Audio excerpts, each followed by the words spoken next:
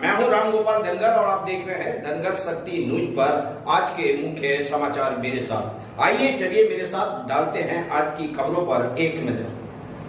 कांग्रेस ने दिल्ली में बूथ स्तर तक संगठन मजबूत करने के लिए अभियान चलाने का फैसला किया है। पार्टी उदयपुर नवसंकल्प शिविर के प्रस्ताव के अनुसार संगठन का विस्तार कर जनता से संवाद करेगी। कांग्रेस ने शीर्ष नेतृत्व ने बुधवार को पार्टी मुख्यालय में लोकसभा चुनाव 2024 में दिल्ली की तैयारी को लेकर बैठक की। बैठक में आम आदमी पार्टी के साथ संभावित गठजोड़ के अलावा पार्टी में दिल्ली को मजबूत करने पर चर्चा की गई। हालांकि आप के साथ गठबंधन करने पर किसी भी नेता ने खुलासा नहीं किया। राष्ट्रपति द्रौपदी मुर्मू आज एक दिवसीय दौरे पर कोलकाता पहुंची। इस दौरान वह रक्षा, PSU, garden reach ship builders एवं इंजीनियर्स GRSE द्वारा भारतीय नौसेना के लिए निर्मित स्वदेशी युद्धपोत विध्यांगिरी का जलावतरण करेंगी। नौसेना में इस युद्धपोत के शामिल होने से उसकी ताकत में काफी इजाफा होगा। केंद्र सरकार के मेक इन इंडिया पहल के तहत पूर्णतः स्वदेशी तकनीकी से इस अत्याधुनिक युद्धपोत का निर्माण किया गया है। नौसेना ने एक बयान में कहा, जुलाई 1981 से जून 2012 तक अपनी लगभग 31 वर्ष की सेवा के दौरान पुरानी विध्यांगिरी INS विध्यांगिरी ने विभिन्न चुनौतीपूर्ण संचालन और बहुराष्ट्रीय अभ्यास देखे थे।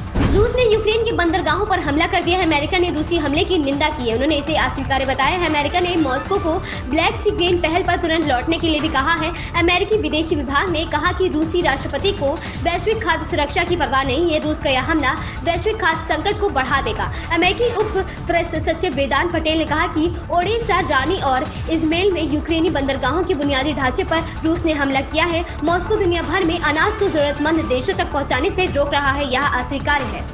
कांग्रेस नेता राहुल गांधी आज लद्दाख के 2 दिवसीय दौरे पर जा सकते हैं। पार्टी सूत्रों ने बताया कि राहुल गांधी गुरुवार और शुक्रवार को 2 दिवसीय लद्दाख दौरे पर रहेंगे। इस दौरान वह कई कार्यक्रमों में शामिल हो सकते हैं। हालांकि पार्टी सूत्रों ने उनके किसी कार्यक्रम का खुलासा नहीं किया है। बता दें, इससे पहले राहुल गांधी ने 2 बार जम्मू कश्मीर का दौरा किया था, लेकिन वह लद्दाख नहीं जा पाए थे। इसी साल जनवरी में राहुल ने अपनी भारत जोड़ो यात्रा के दौरान जम्मू कश्मीर का दौरा किया था। इसके बाद फरवरी में वह एक बार फिर निजी यात्रा पर जम्मू कश्मीर गए थे।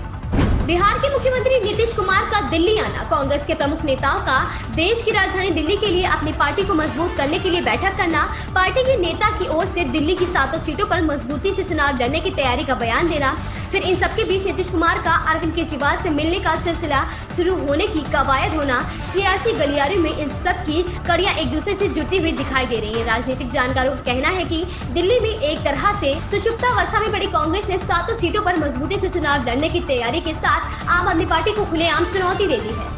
चीनी रक्षा मंत्रालय ने ताइवान के उपराष्ट्रपति विलियम लाई को उपद्रवी कहा है। चीनी रक्षा मंत्रालय में हाल में अमेरिका पहुंचे ताइवान के उपराष्ट्रपति की निंदा की थी। रक्षा मंत्री ने ताइवान के मामले में अमेरिका को आगाह किया। मंत्री का कहना है कि ताइवान हमारा आंतरिक मामला है, बाहरी का हस्तक्षेप बर्दाश्त नहीं है। चीनी मीडिया के अनुसार चीन के रक्षा मंत्री ली शांगकू ने मंगलवार को अमेरिका पर निशाना साधा। उन्होंने कहा कि चीन के खिलाफ ताइवान का इस्तेमाल करने के प्रयास निश्चित रूप से विफल होगा।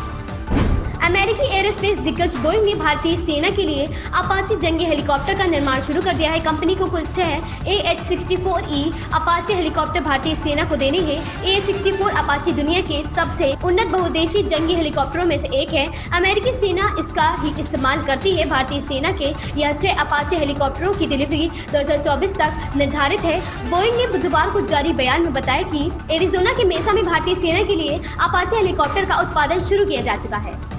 आर्थिक मामलों की कैबिनेट समिति ने लगभग 32,500 करोड़ रुपए की अनुमानित लागत पर भारतीय रेलवे की 7 मल्टी ट्रैकिंग परियोजनाओं को मंजूरी दे दी है। केंद्रीय मंत्री अश्विनी वैष्णव ने कहा कि पूरी तरह से केंद्र की ओर से वित्त पोषित ये परियोजनाएं मौजूदा लाइन क्षमता को बढ़ाने, भीड़भाड़ को कम करने में मदद करेंगी। इनमें 9 प्रदेश यूपी, बिहार, तेलंगाना, आंध्र प्रदेश, महाराष्ट्र, गुजरात, ओडिशा, झारखंड और पश्चिम बंगाल के 35 जिलों में फैला 2339 किलोमीटर लंबा भारतीय रेलवे नेटवर्क शामिल है।